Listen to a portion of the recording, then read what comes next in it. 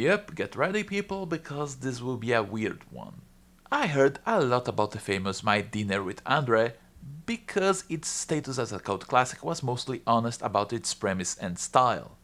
There weren't many promises of a grandiose movie that would touch the very bottom of my soul. At most, there were talks of an interesting movie about two people from polar opposite points of view having a conversation. That's it, so I dug in. And by half of this movie, I wasn't just thoroughly bored out of my friggin' skull. I wanted to strangle Andre. But here's the kicker.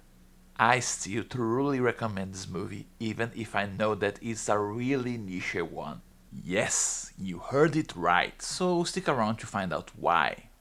Wallace, played by Wallace Shaw, is having a rough time through his life. He's a playwright whose plays aren't accepted, and thus he also tries to be an actor only to not be hired, leaving him struggling to pay the bills alongside his girlfriend. But his morose life is suddenly shaken when he is invited for a dinner with an old friend of his, a playwright and actor far more successful and richer than he, Andre, played by Andre Gregory. I suspect there may be a theme around here. Andre just came back from one of his long trips and it seems that he's having an existential crisis, so both men meet at a restaurant and discuss their lives and points of view while eating. No, seriously, that's the whole movie, a conversation between two people. It's regarded as a cult classic of alternative cinema for being, well, a dialogue. At most there is the waiter interrupting to offer food or check the bill or something. No, there is no murder, and the waiter isn't the killer. It's a conversation about art, philosophy, and personal experiences from two completely different people who are friends. And at first things may seem stupidly simple, but simplicity is often the hardest thing to tackle. The production crew and writers had to choose a locale to get the best of the situation. A diner? No, it had to be a really fancy restaurant in order to show how much Wallace is out of his place. Dislocated, unnerved about talking with Andre. After all, he's just a struggling author. He has to go to the restaurant by subway, too poor to even get a cab and stroll into the fancy restaurant, where even the garlic bread will cost him a whole day of work, if not more. Societal norms forced him to step up and probably lose a chunk of his wallet in a meeting with someone he's dreading. Clothing is also an interesting choice. Wallace tried his best suit, which is still something shabby and common to New York. While Andre, who is at the same time a carefree I don't care person and is more used to wealth, came with a coat and a loose shirt, contrasting with the luxurious surroundings where everyone is wearing their best. Camera and photography also pull a good job from a movie about a single locale. Several different angles are used, sometimes artistic in nature, like this scene where Wallace is talking with a reflected Andre, and other scenes just focusing on the beautiful sets of glasses, wine and water around the duo. But it's still a dialogue movie, so expect lots of long shots and variations of the same position. Sometimes it will break from the duo to show people around them, and how, as the night goes on, the other patrons start to leave.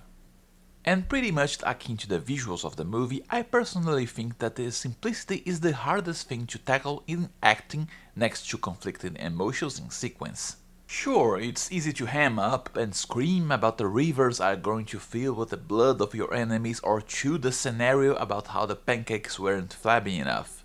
But sustaining a simple conversation and at the same time giving the illusion of being a completely normal, albeit different person with their own beliefs and interests can be daunting, and here both leads pull this in spades.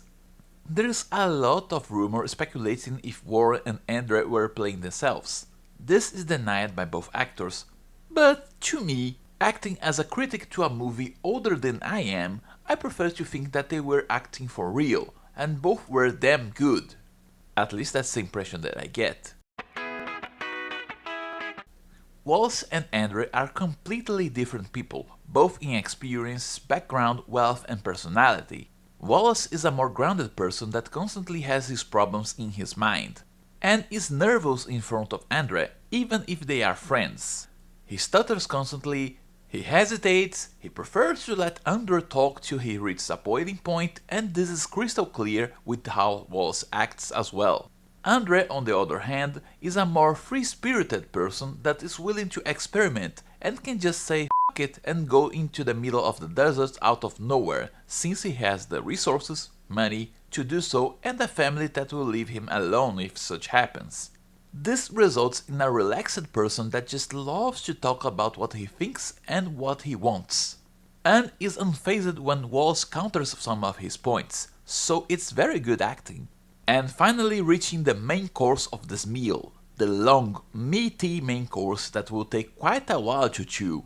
Because this movie is slow. It's hella slow. The first chunk of it is basically Andre sharing his experiences because Wallace is still too shy to speak up. And here is where the things flip. I was truly bored because I knew those topics. I wanted to strangle Andre because I knew someone just like him in real life. Wallace's hesitation to engage Andre bored me because I knew someone just like him in real life. This is, at least to me, a gripping movie because it deals with the real psychological issues given by real people as real as they can get.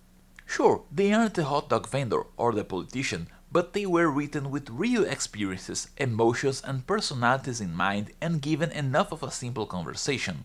An easy to chew food for thought for those curious as to how playwrights and actors of a different lifestyle and culture would behave.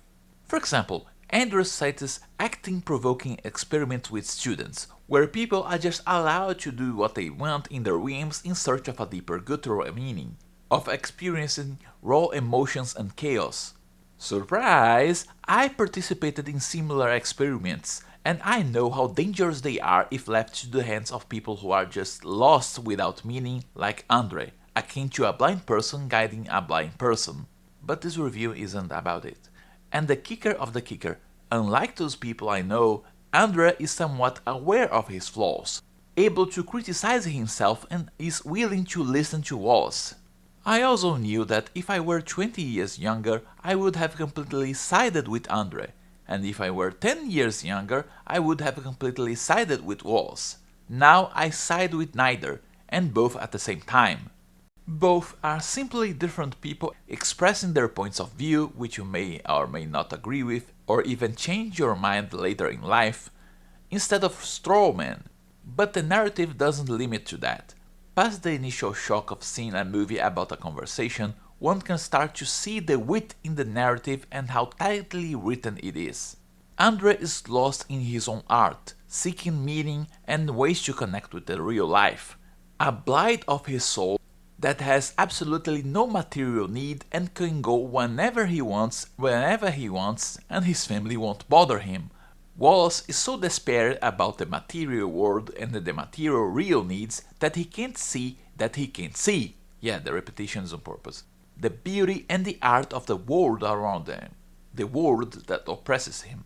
Andre truly loves the Little Prince, but his speech and narrative constantly references the book and his themes, even if not directly.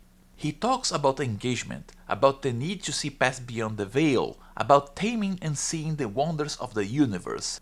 On the other hand, Wallace is so worried about paying his bills that he can't see that the answer to his problems, which is how to write engaging plays that will make him a success, literally lies in what Andre is speaking. His silent despair blinds him to the obvious solution, even if the solution is poking him with a stick.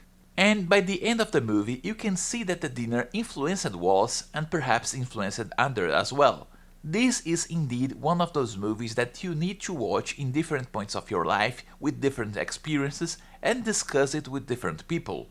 It's not bombastic, it's not life-changing, but it is a poignant point ripe for interesting discussions. You don't have to take sides. They are just two guys with different experiences and take parts of their narratives and ideas for yourself. You know, like normal human beings.